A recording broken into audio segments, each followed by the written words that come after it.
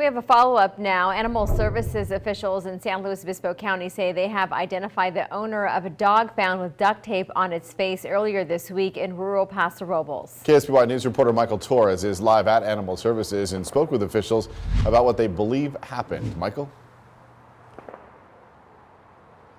Richard and Karina, Animal Services says it appears that the 7-month-old black lab's owner put duct tape around its head and mouth as a disciplinary action after the dog killed some chickens.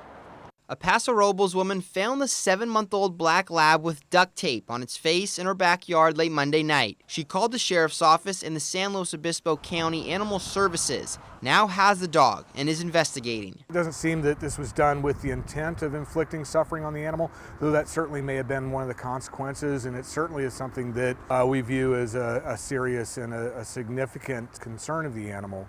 And so we are looking at it seriously and evaluating whether or not there are appropriate criminal charges that might apply. Dr. Eric Anderson says if the dog hadn't been found, the duct tape around its mouth could have caused the lab to overheat or be attacked by another animal. The dog is in good condition and will remain with Animal Services for the next couple of weeks.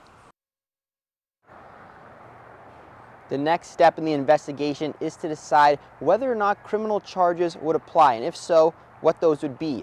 Dr. Anderson says then Animal Services will have to decide if the dog will be returned to its owner, and if not, they'll begin the process of finding him a new home. Live in San Luis Obispo, Michael Torres, KSBY News. All right, Michael, thank you.